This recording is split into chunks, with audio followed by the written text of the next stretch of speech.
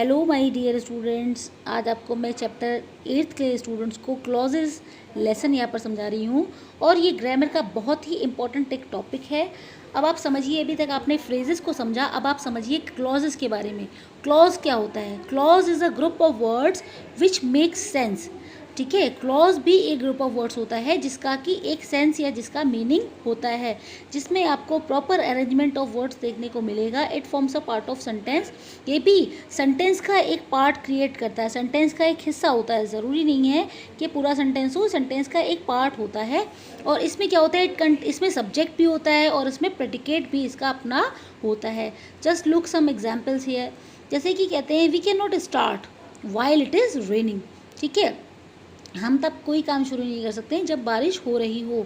तो यहाँ पर आप देखिए वी कैन नॉट स्टार्ट, ये जो हिस्सा है, ये जो पार्ट है, ये हमारे इस सेकेंड पार्ट पे डिपेंड कर रहा है। ठीक है, ये जो है आपका डिपेंडेंट क्लॉज होगा और ये इंडिपेंडेंट क्लॉज हो गया, यानी कि इस पार्ट के बिना ये वाला पार्ट जो है वो इनकम्प्लीट है। तो वाइल इट इज़ रेनिंग, अब देखिए यहाँ पर सब्जेक्ट भी है इट और यहाँ पर इसका प्रेडिकेट भी है इज़ रेनिंग। ठीक है, जहाँ पर आपको सब्जेक्ट और वर्ब प्रॉपर देखने को मिले और फाइनाइट वर्ब स्पेशली मिल जाए तो आप समझ लीजिए कि ग्रुप ऑफ वर्ड्स और कंप्लीट मीनिंग भी दे रहा है वो। इसको किसी भी स्पेसिफिक ग्रुप ऑफ वर्ड्स की ज़रूरत नहीं होती। I think that you have made a great mistake, मुझे लगता है कि तुमने बहुत बड़ी गलती की है। ठीक है, अगर हम यहाँ से इस दैट को, क्योंकि दैट तो इन दोनों को ज्वाइन करा है, लेकिन अगर हम इस पूरे सेंटेंस को एक जगह पर लिख दें तो it is complete in it self. इसको किसी भी अदर पार्ट की ज़रूरत नहीं है। ये डिपेंडेंट क्लॉज है, अपने आप में पूरी तरीके से कंप्लीट है।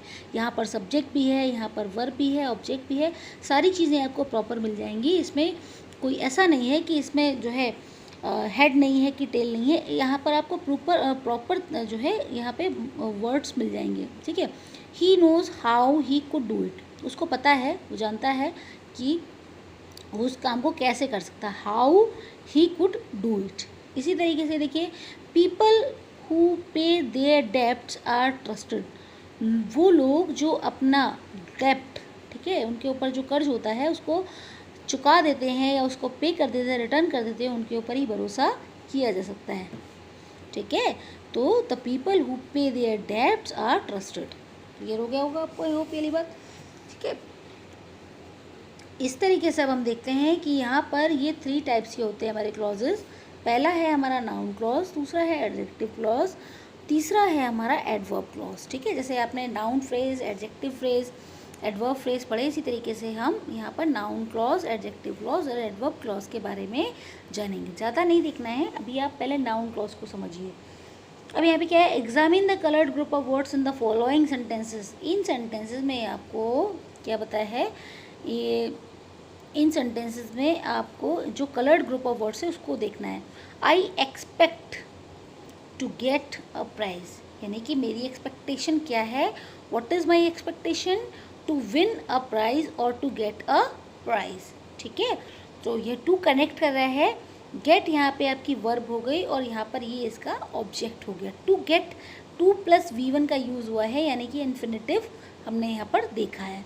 आई एक्सपेक्ट, ये देखिए एक बार फिर से देखिए, ये पहला सेंटेंस और ये दूसरा सेंटेंस, यहाँ पर आपको थोड़ा सा डिफरेंस देखने को मिलेगा। Please let me tell you once again, there is one little confusion here, please सी।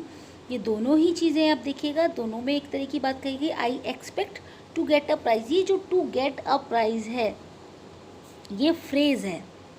और अगर कहा जाए कि एक नाउन फ्रेज़ को नाउन क्लॉज में कन्वर्ट करिए तो आपको उसे पूरा समझा के लिखना पड़ेगा। तो इसमें ये फ्रेज़ बन गया, I expect to get a prize, 2 + V1 यानी कि इन्फिनेटिव है। और इन्फिनेटिव कहाँ, इन्फिनेटिव पार्टिसिपल जीरंट हमें कहाँ देखने को मिलते हैं, ये फ्रेज़ में देखने को मिलते हैं। लेकिन अगर हम बात करें क्लॉज की तो क्लॉज में एक डेफिनेट वर्ब का यूज़ होता है, यानी कि एक फाइनाइट वर्ब का यूज़ होता है। तो उसको पूरा एक्सपेंडेबल फॉर्म में लिखना है यहाँ पे, I expect that I shall get a prize. I के साथ में हम शैल का यूज़ करते हैं फ्यूचर एंड डेफिनेट में, तो हो गया मुझे पूरी उम्मीद है कि मुझे प्राइज़ मिलेगा। तो बात दोनों में सेम है, लेकिन ये फ्रेज़ है और दूसरा वाला क्लॉज आपके सामने आ गया। तो कभी भी क्लॉज को फ्रेज़ में कन्वर्ट करना हो, फ्रेज़ को क्लॉज में कन्वर्ट करना हो तो कैसे करते हैं, ये बेसिकली आपको मेन डिफरेंस यहाँ पर क्लियर होना चाहिए। दोनों में ही क्वेश्चन व्हाट ही आ रहा है, ठीक है, चाहे वो फ्रेज हो चाहे वो क्लॉज हो, दोनों ही पार्ट पे ये जो बेसिकली जो क्वेश्चन पुटअप होता है व्हाट सेंस निकल के आना चाहिए, तभी वो नाउन क्लॉज है और वो नाउन फ्रेज भी है, ठीक है। वही जो मैंने आपको समझाया है यहाँ पर वो एज इट इज़ उन्होंने उसको लिख के इस जगह पर समझा दिया है। चलिए कुछ और एग्जांपल्स भी यहाँ पर नाउन क्लॉज के दिए गए हैं, जैसे कि where he lives is not known. इसका क्वेश्चन क्या बनेगा कि वो कहाँ रहता है, ये किसी को नहीं पता है। क्वेश्चन क्या बनेगा कि वो कहाँ रहता है, वो कहाँ रहता है ये किसी को भी नहीं पता। तो क्वेश्चन अगर हम इसको ऐसे पूछें कि वो कहाँ रहता है, ये तो एक तरीका हो गया। दूसरा क्वेश्चन अगर हम व्हाट के फॉर्म पे देखें तो क्या बनेगा, व्हाट इज़ नॉट नोन, क्या नहीं पता है। तो हम इसका आंसर ही तो देखेंगे कि वेयर ही लिव्स, कि वो कहाँ रहता है ये किसी को नहीं पता है। जनरल क्वेश्चन क्या बन के आएगा इसका, यही तो बन के आएगा कि क्या नहीं पता है, ठीक है, क्या नहीं जानते हैं, तो यही नहीं जानते हैं कि वो कहाँ रहता है, ये चीज़ है। अगला देखिए, we do not know what she wants. तो what do we not know, question क्या बनेगा व्हाट। अब मैं आपको समझा इसलिए रही हूँ व्हाट करके, जिससे कि बेसिकली आपको जो बताया था मैंने फ्रेज और क्लॉज में, बेसिकली ये जो नाउन की हम बात कर रहे हैं वहाँ पे जो सेंटेंस दिया होता है उसका जो हम क्वेश्चन फ्रेम करेंगे वो व्हाट में ही आना चाहिए, ठीक है। तो ये पूरा पेज यहाँ से लेके यहाँ तक का आप अच्छे से स्टडी करेंगे और बेसिकली आप डिफरेंस फाइंड आउट करेंगे फ्रेज और क्लॉज में क्या होता है। तो आज की वीडियो में बस इतना ही।